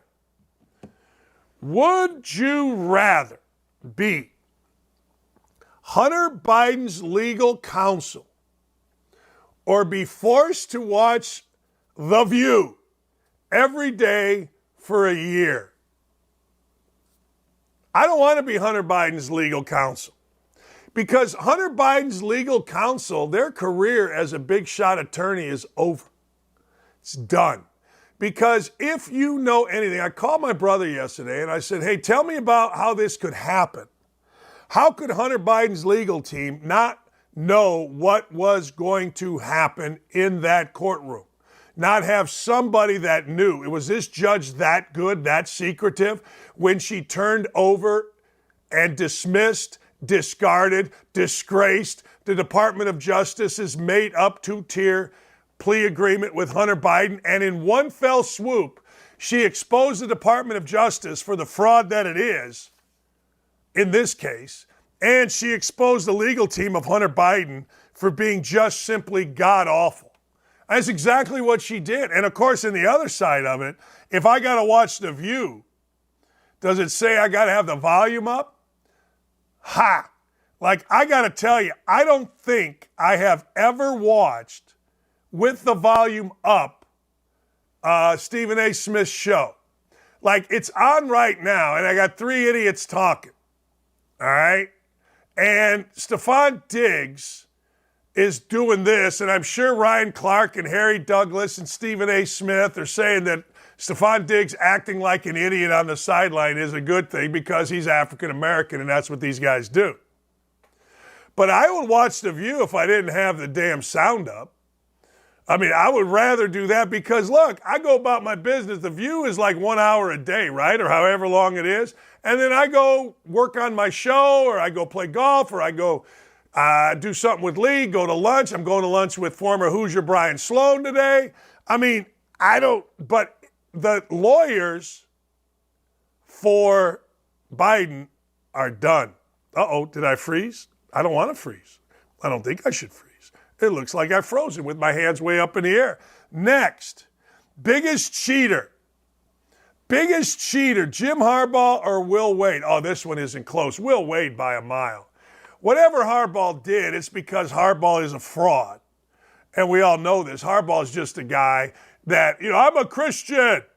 I'm a Christian man. Do as I say, not as I do. Look, Will Wade's just a dirtbag. I mean, everybody knew Will Wade's a dirtbag. Will Wade's a pretty nice guy. I had a chance to talk to him a couple times. I had a chance to do his games. I talked to him in Maui for a while. He's great, nice guy. But I got to tell you, in terms of cheating, he wrote the book. And here's why I say Will Wade wrote the book. Because Will Wade was smart enough to use his own money to cheat. That's right. He didn't use a bagman. He didn't use a middleman. He used his own scratch. Jim Harbaugh's just a dirtbag. He's one of those fake religious guys. That's all he is. He's a phony religious guy that when push came to shove didn't have the balls to say, hey, look, here's what I did. He lied. He tried to lie. So I would absolutely think both of them are frauds, but Will Wade is by far a bigger cheater. Harbaugh's a bigger disappointment. He's a much bigger disappointment, no question. Because you would like to believe that Jim Harbaugh, who was raised by what is, I guess, great parents, has a nice sister, Tom Crean's wife, great lady. I've always enjoyed talking to her. And I've always liked John Harbaugh, his brother. He's always been good to me. But I got to tell you, this guy's a fraud. When you try to stand up there and pontificate, and then you don't do what you pontificate, you're a fraud by definition. So, but Will Wade, I mean, he's on another level. Crazier contract story. The Celtics giving Jaylen Brown $60 million a year, the richest NBA deal ever, or Mbappe turning down $1 billion. $776 million. Man, that's a great question. Can you imagine? I know this guy Mbappe's got more money than sense. I get that. But still, it's $776 million up front right here. Let's go 1 year. You can go to Real Madrid later. Imagine I've always said, man, it's hard for me to turn down anything. I'm going to turn down a job here coming up in radio, and it's not a lot of money, but still, turning down any job for any amount of money in this economy is like, hey, I don't know, man. I don't know. That's a tough decision. That's not easy. But this dude turns down $776 million. That's not as crazy as giving Jaylen Brown $60 million a year. Many people go see this guy Mbappe. Like people nationally, worldwide, not nationally, worldwide, go, hey, Mbappe's playing. He is? Yeah. We got to go see him. All right, let's go. Right? Nobody is saying, hey, look, I got to go see Jaylen Brown. Hey, does anybody have their Jaylen Brown jersey? What? We need a Jaylen Brown jersey. Oh, okay. Nobody does that. At least nobody that I know. So Jaylen Brown getting $60 million is insane to me. I mean, absolutely insane. Mbappe, I don't understand. Maybe I don't understand the what's the right word? The European world. Mbappe's got 13 million followers on Twitter. I don't even know how many he's got on Instagram. Man. 776, but I still say it's crazier to give Jaylen Brown the most money in the NBA. Worst owner, Daniel Snyder or Michael Jordan? This one's easy. This is Daniel Snyder today. This is Daniel Snyder tomorrow. This is Daniel Snyder the next day. You know, Michael Jordan never really had, internal complaints like Mark Cuban had or like Daniel Snyder had. He didn't have sexual misconduct. He didn't have any of that stuff. He didn't. Michael Jordan just didn't win. Michael Jordan turned a $275 million investment into $3 billion. Daniel Snyder did the same thing, but Daniel Snyder, too much. When you're being fined $60 million for what you allowed your culture to be, then I got to tell you, you're a bad owner. Might be the worst owner ever. Might be the worst owner in the history of the NFL. Now, I'm sure there's others, and I'm sure you'll come up, well, maybe Jerry Richardson. I don't know. A lot of people, obviously, in Cleveland don't like Irsay, don't like Art Modell, don't like anybody. I get it. People in Baltimore, don't like Irsay. Art Modell, people in Cleveland don't like. I get it. But when you look at the full scope of things, has there ever been a worse owner, ever, than Daniel Snyder? The dude doesn't even own the team anymore, and he's got to pay $60 million back to the NBA. Or the NFL, not the NBA. That's a bad owner. Really bad. Jordan just made money. Look, here's the thing I like about Michael Jordan. Michael Jordan just going to tell you who he is. Republicans buy shoes too. Now, Michael Jordan every once in a while puts his, spin on politics. He'll defend an African-American or endorse an African-American. He'll give to some causes, good for him. But let's be totally honest. That dude is about one thing and about one thing only, the acquisition of wealth. And he makes no bones about it. I don't know what to tell you, but I ain't mad at it. All right, I got a bunch of stuff to get to today. I ain't done here. We got a golfer and his caddy playing together in a PGA Tour event. I got a whistleblower. My wife has been ahead of this. The lovely Lee Ross, I got to get her on the show. She's talked about two things. We are going to have the walking dead among us. Zombies will walk our planet. And UFOs are real. That's my wife's stance. If my wife is going to run for political office, what do you think, Ms. Lovely Lee Ross Dakich, LLRD? Well, if you're really going to ask me, I'm going to tell you. I think we're going to have White Walkers walking among us, zombies. I think UFOs are real. Well, I got to tell you, I got a video coming up that's going to tell you UFOs are real. That's why you got to stay here. We're rocking and rolling.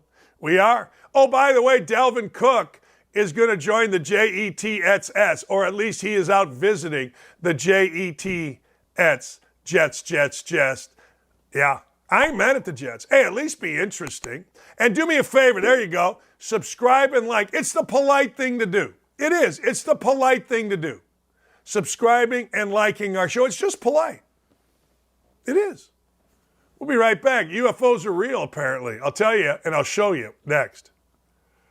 Oh, the Barbie movie. It's only been out for a few days at this point, but it's already crushing the box office, and apparently it's also really triggering some of my fellow conservatives, and I don't get it. The biggest criticism of this doll come-to-life blonde and pink extravaganza is that Ken and all the other male characters portrayed in the movie are dumb and weak and or sexist. Some of my fellow conservatives are pissed off about that and feel like this movie is anti-man or shines a bad light on men. Newsflash for you, no duh. It's a movie about a fictional doll living in a Barbie dreamland of pink glitter and high ponytails. Did you think this was a remake of Rocky? I mean, come on now. The outrage over this is a little much. You know, I get that some of you don't like the feminized character roles, the males in the movie, but for God's sakes, it's Barbie. This isn't new. I spent much of my childhood playing with Barbie dolls, and guess what? Ken didn't even have his male parts represented on his plastic physique, so I'm not really sure why some of y'all are so taken aback by this. The male characters, including and especially Ken, are a little soft and a little oblivious, and have you looked around at modern-day America lately? I hate to be the bearer of the bad yet completely obvious news, but a large majority of young men are, wait for it, a little soft and a little oblivious. And if you are relying on the Barbie movie to correct that or somehow override that perception, that's a lot to ask of a movie about a damn doll, folks. I'm all for fighting the culture war and for pushing back on some of the wokeness displayed in popular culture, but the faux outrage over this movie is not a good look and also kind of annoying. We've got a lot of battles to fight for the heart of this country, and I don't think picking this one is strategic or useful in the slightest. Bigger fish to fry here, and getting our collective panties in a twist over this is silly.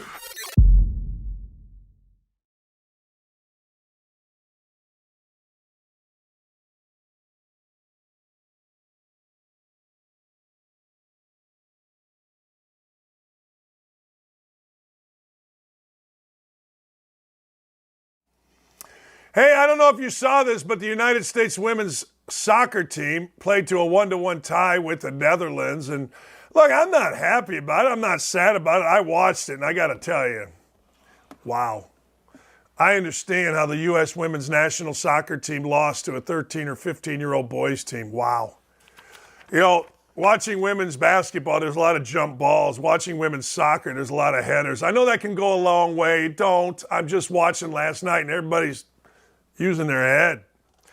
I don't know. All right, a UFO whistleblower testifies to Congress, listen to this now, that non-human bodies have been recovered. And he doesn't rule out that there are others among us. Let's go. Let's see it. The testimony yesterday. If you believe we have crashed craft, stated earlier, do we have the bodies of the pilots who piloted this craft? As I've stated publicly already in my News Nation interview, biologics came with some of these recoveries. Yeah. Were they, I guess, human or non-human biologics? Non-human, and that was the assessment of people with direct knowledge on the program I talked to that are currently still on the program. There you go. We got non-human biologics. I don't know what that means. I don't know if a fern came down in a spaceship or a coffee mug came down and we're figuring out what it is. But hey, I'm telling you, this is going to get interesting as we move forward. The one thing that every single president has been charged with is keeping his mouth shut when it comes to UFOs. Look it up. Now, this may be a conspiracy theory. If it's a left-wing conspiracy theory, then it's certainly not going to be true. If it's a right-wing conspiracy theory, then you all know how this ends up. We all know how this ends up. This ends up being true. I don't know, but I know this. The lovely Lee Ross sent me a text with this saying, see, I told you. I need more evidence. Like people, even the ones that go in front of Congress, like the lady that, the what's-her-face lady, I think her name was Robinson, that our friend Riley Gaines just crushed. So idiots can go in front of Congress. I don't know, though. My wife's pretty sure. There it is right there. That thing fell out of the sky, at least according to us. Why are they always silver? Why are they always like that? Why are they always round? Yeah. What the hell's going on around here? They're always circular. Did somebody on the Jetsons way back in the 70s know something that we all should be knowing now? I don't know, but that looks real to me. Eric Van Rooyen. You know who Eric Van Rooyen is? Well, Eric Van Rooyen is a golfer, a pretty good golfer on the PGA Tour. Eric Van Rooyen played golf at the University of Wisconsin with Alex Gaugert. Alex Gaugert, for the last 2 years, this is a pretty cool story, was Eric Van Rooyen's caddy. He caddied for Van Rooyen. They were college teammates. Well, Gaugert is pretty good. He's actually really, really good. He qualified, shot 65. He qualified for the 3M Open this week. He did. There you see him on the left, Van Rooyen on the right. So Gaugert qualifies, all right, for the Open, the 3M Open. Guess what? The 3M Open has a sense of humor. It's going to be at 2 o'clock today, or I guess 2 o'clock, it's in Minnesota, so 3 o'clock Eastern. It's going to be Ryan Moore, Eric Van Rooyen, and Gaugert in a group, teeing off to start the 3M Open. Gaugert was one of 4 players who qualified. Listen to this. The dude shot a 65. And then he had to get in a playoff. 4 guys, 3 spots. He got into the playoff. That's pretty cool. Very cool. Now, for Van Rooyen, it's a big week. He's 127th in FedEx standings. 2 events left before the playoffs. Top 70 get in. I got to tell you something. This has driven old men crazy. This is a story, and if you want to look this person up, what you are going to say is, oh my God. At least according to all of my friends. Now, I don't necessarily hang with perverts, but I do have a group that is like, hey, they push it. Golfer Lilia Schneider jumped on the cart of Bryson DeChambeau. All right? Lillian Schneider is from Indiana. She's from Marion. Actually, she's from Michigan, but she goes to school at Marion, Indiana. Lillian Schneider might be the hottest woman ever to golf. No, I'm sorry. She just might be. Outkick did an article on her. And I got to tell you, she is absolutely driving all of my friends in this group chat insane. The last tweet just came in from a friend of mine, says, damn, I got to see their mother, their grandmother, or her aunt, because Lily's sister is equally as beautiful. Good for the Schneider sisters. She simply jumped on the back of Bryson DeChambeau's cart, and because she is so hot, the world took notice. Bryson DeChambeau took notice. Well, she's back. She's doing what college girls do. She's posing on Instagram in a bikini and making old men crazy. There you go. All right. It's true. Friend of mine just sent a text. Gotta be the hottest woman ever named Estelle. Estelle Getty was hot on the Golden Girls. What's your problem? All right. Hey, Messi's got people that are crazy. Messi is in Miami. And you know, like anywhere else, there are subscriptions to watch any sport. What do you want? You want a subscription to watch, I don't know, NFL football on Apple? You want a subscription to watch Major League Baseball? There's a subscription to watch the MLS. Nobody got it. Why would you get an MLS subscription unless you were really into soccer or you like betting it? By the way, I am the betting master on the TBT. I just hit another one with Purdue yesterday. But anyway, all of a sudden, because of Messi, ladies and gentlemen, subscriptions to the league pass of the MLS have gone over 1 million. I was on Varney and Company, and I said, look, this is a big deal for soccer. This is a really big deal. This is a huge deal. But the truth of the matter is, it's a huge deal financially because that's where you make your money.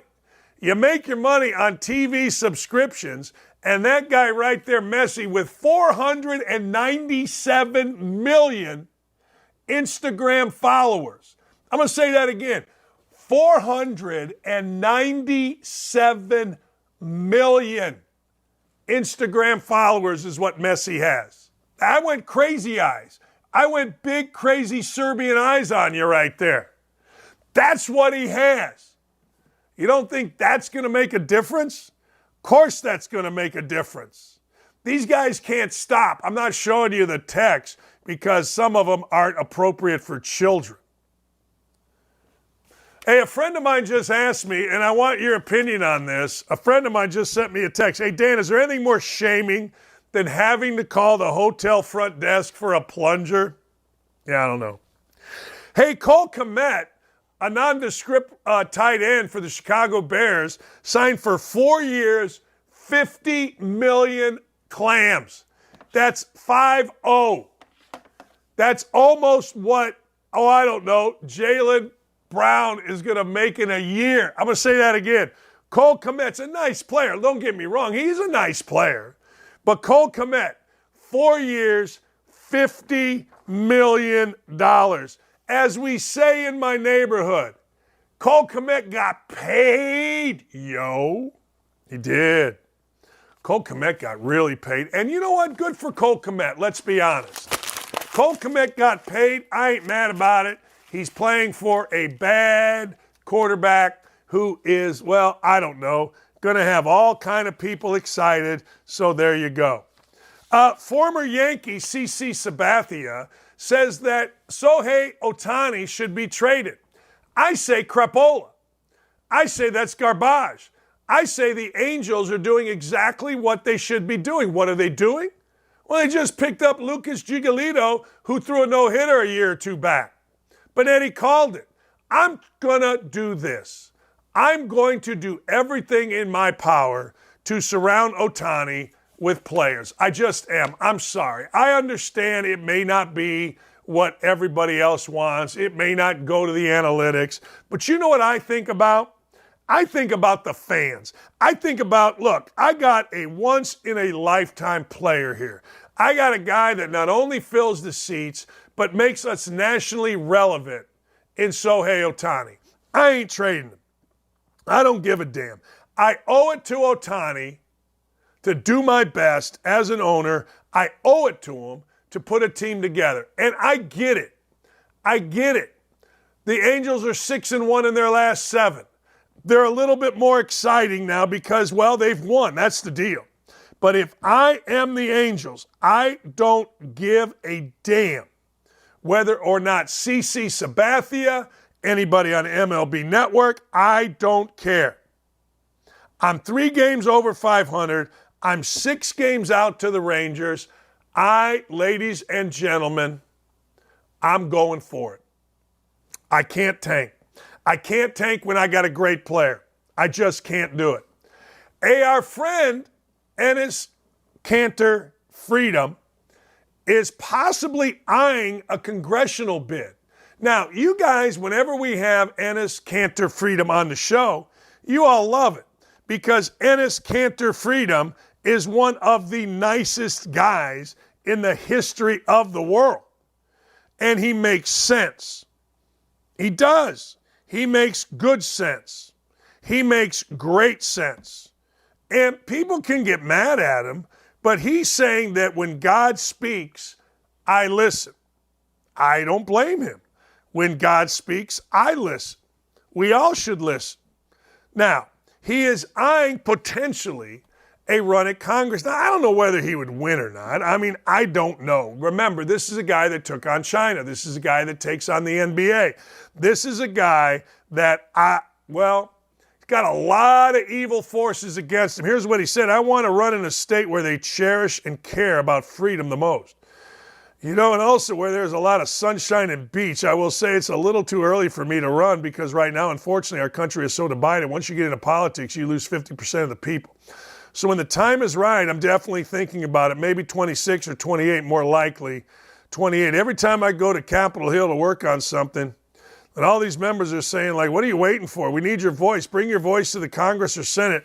We can make a huge change. I'll be running in the future, but it is a little too early now. All right. But here's what you got to do. You got to lose the stuff about the beach. You got to lose the stuff. You just do. Yeah, you do. You got to lose that kind of stuff. You got to just talk about being a man of the people because that's who you are. You do. I'm sorry. You really do. You got to be the man that people are like, yep, he's the guy. He is the guy for us, for me. His voice resonates with my voice. It does, and that's what you got to be. So don't talk about whether or not the sun is shining. That makes you sound frivolous. Don't do that. I should run campaigns. In fact, there was a time where I reached out to Donald Trump when he was still running, when he wasn't a racist yet, when he wasn't all those things, he was running. And I said, look, I'm here for you. I'll help you. $300 million bond. I'm going to say it again. $300 million bond. There's a guy named Joe Louis, not the boxer. Joe Louis is a British billionaire. He's the owner of the Tottenham Hotspurs.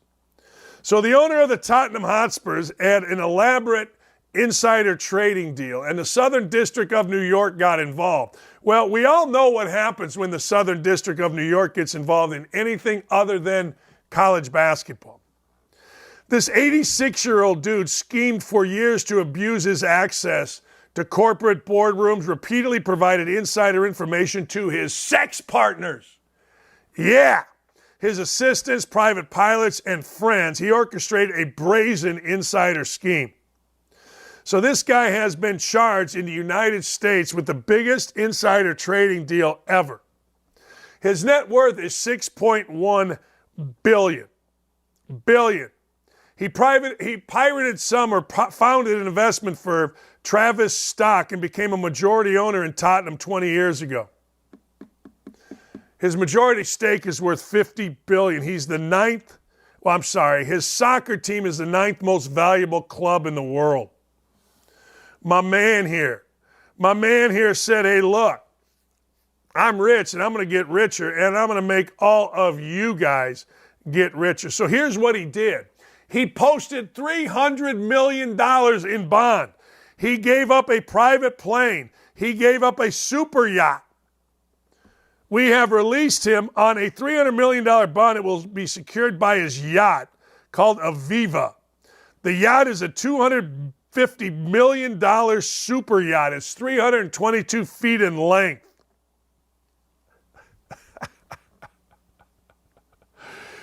He can't use his plane either. He can only use it to court appearance. This is seriously going to hinder this guy. It really is. 19-count indictment, securities fraud. Yeah. All right. Good for him. He was just, you know what he was? I view him as Robin Hood. He's just a guy giving out tips to people that need money. That's how I view him. He's just a guy that's saying, hey, you're my lover. I'm paying you, not as a hooker. I'm paying you as my lover in stock tips. Yeah. Yeah, I like it. I do. I like it. I'm not mad at it. I think that that's the way it should go. I do. All right. St. Philip's College in San Antonio, Texas, fired biology professor. Listen to this. Johnson Varkey, Dr. Johnson Varkey, taught his students that sex was determined by X and Y chromosomes and that reproduction must occur between a male and a female.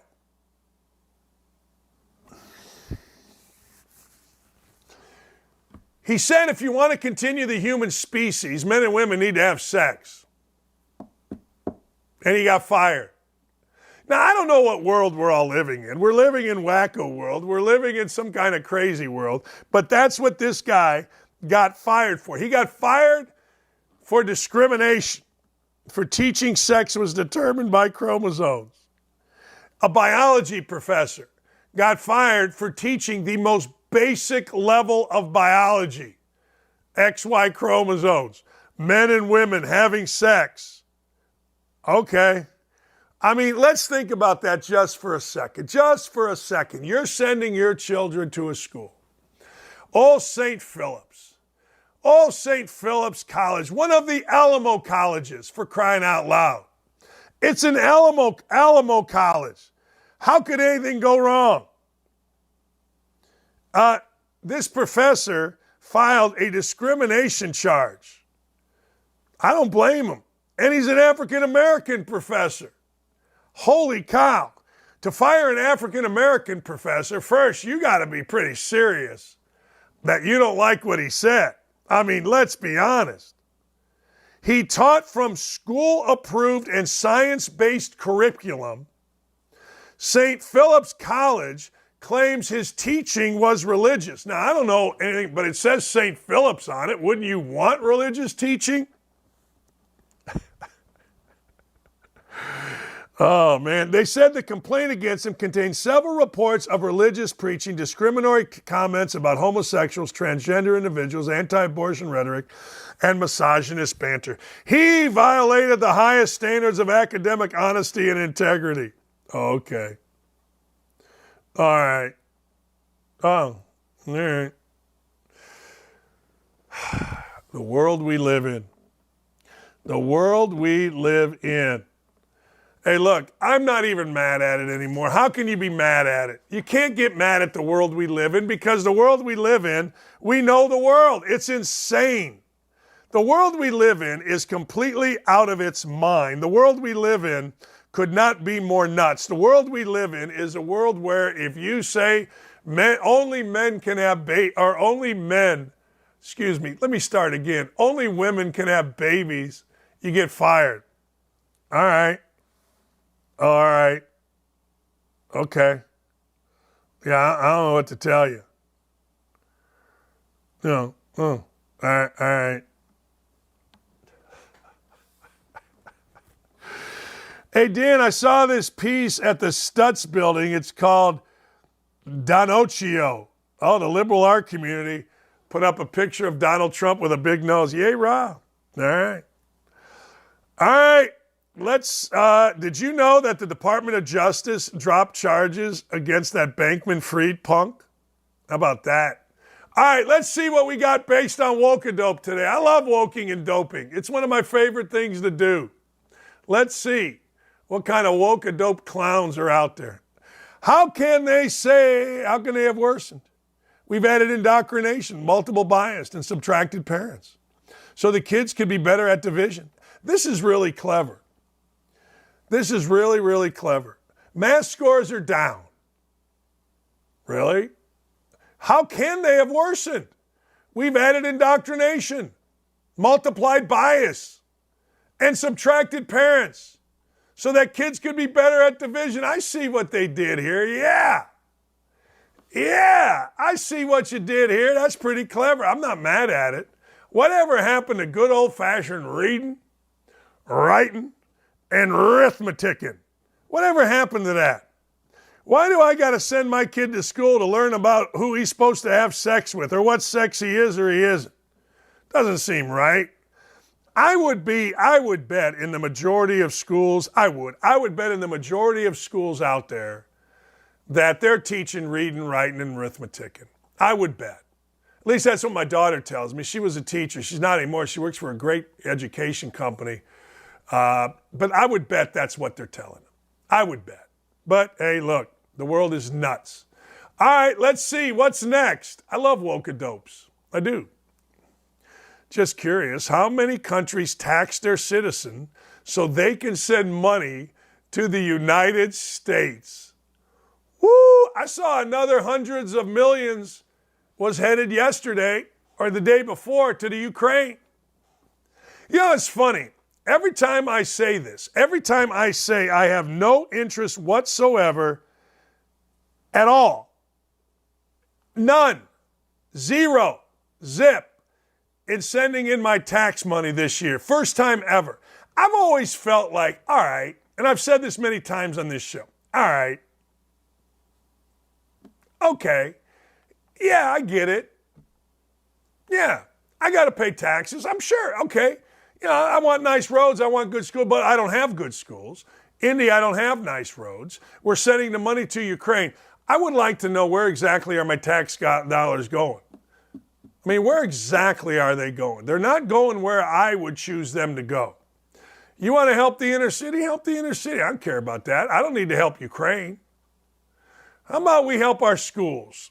I'm just curious because this is a great comment. It's a great comment. How many countries tax their citizens so they can send money to the United States? That's pretty good. No, that's really good. Let's go next. Democrats with MTG displays pornographic images of Hunter Biden during the IRS hearing. Oh, yeah, that green lady. What kind of material belongs in a children? That kind of material belongs in a children's library. Look at Joffrey. Yeah, he's right. Look, hey, oh my God. Oh my God, the green lady showed pornographic material that Hunter Biden did and used. Oh my God. Can you believe it? Okay. Put that in a library. The world is insane. The world is really, really funny. The world has me cracking up. It really does. It's got me just absolutely laughing. Because the world we live in has no shame. I mean, do we have another one? I think we're done. The world we live in has no shame. So yesterday, MJP, isn't that what she's called, or whatever, the KJP, the woman, the world's worst diversity hire, was asked by a member of the media, hey, look, lady, the Fed just raised interest rates to the highest point in 22 years. KJP said, well, we have no comment.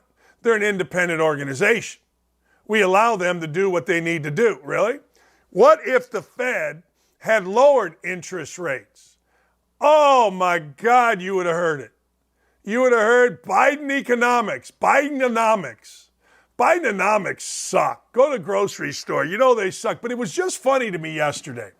KJP said, well, you know, we don't comment on that. We can't comment on that because they're an independent organization. Well, isn't the gas industry an independent organization? I don't know. Stock market's independent. Every time it goes up a dime, they're losing their mind. All I know is this. There is no shame. There is absolutely no shame. That whole thing with slaves being taught that it was good to be slaves down in Florida is a complete sham. See, the deal is simple. The deal is very, very simple. Don't fall for this stuff. Don't fall for the misdirection. You're hearing it now. What did Biden say the other day? He said that 100 people have died from COVID. He's bringing back COVID. Why? He's bringing back COVID because we're getting close to an election year. They got to go back to slavery, which we all know they go to like it's their job, until we find out that Kamala Harris and Joe Biden, well, they both were families had slaves, and then we shut that one down. They go back to the old standbys. Don't let it happen. Don't fall for it. Just simply don't fall for it. It's that simple. Hey, I got a couple sports things before we go. Couple of things. First off, a lot of you think, you don't understand sports, Dakich. You got to trade Ohtani now. All right. Okay. The Big 12 voted, hey, we'll take you, Colorado. So Colorado goes to where it should go. The Deion Sanders effect is real. Would this have happened if Deion Sanders hadn't been the coach? I think it would have. But let me ask you this question. We're going to listen this winter nauseatingly to Bill Walton tell us about the Conference of Champions. Where are you going to watch the Conference of Champions? Who's in the Conference of Champions, the Pac-12? Serious business. Like, I know USC is. I know Arizona State, and UCLA, Washington, and Oregon. But are Washington and Oregon really going to be in the Conference of Champions when I sit here a year from now? I don't know, man. But it is fascinating. So the Conference of Champions loses another one. This time, it's Colorado. I don't know if you saw this, but Aaron Rodgers took a $35 million pay cut. To go to the Jets, he took a $35 million pay cut by voluntarily reducing his salary. He signed a 2-year, $75 million contract. It's fully guaranteed. He was due to make close to $110 million in guarantees on his previous deal. Now, I'm no math major, but his previous deal was, $35 million more. Man, you're 39 years old. $35 million is a lot of green. So good for Aaron Rodgers. I know Aaron Rodgers catches hell, but good for Aaron Rodgers. Seriously, good for Aaron Rodgers. I'm glad he did that. Aaron Rodgers, I just saw a thing. Is he going to play till he's 45? I don't know. But he seems to be reinvigorated. Dalvin Cook comes over. That helps. But anyway, I know Aaron Rodgers catches a lot of crap. Good for Aaron Rodgers. By the way, DeMar Hamlin showed back up, and he's practicing with the Bills. That's good news as well. We ended on some good news. Hope everybody had a wonderful day. Thank all of you that are on the YouTube chat. You guys are blasting off as always. Thank all of you that have been here all day with me. Otter Creek, you are the leader, man. You are always first, and I appreciate you. Do me a favor. Hit the like button. Hit the subscribe button. It's the polite thing to do. It really is. We would love to have you as a member of the Outkick team. Hey, if you want to donate to our bikes program, we've changed things around at standdakich.com. Sean Black, let me know if you got that shirt for your dad. Thanks to everybody. Thanks to everybody. JPG would love to know the amount of time daily talking about Hunter Biden versus sports. I don't know. DD is obsessed with the guy. Yeah, okay. I mean, whatever you think. You know, I've learned. I don't argue with it. You think so? You think so. Hey, stay right here. Outkick coming back at you at 3 o'clock Eastern time with Hot Mike. Tommy will be on. Clay will be on. It's going to be a monster all day here at Outkick. Subscribe and like. Thanks, everybody. We'll see you tomorrow.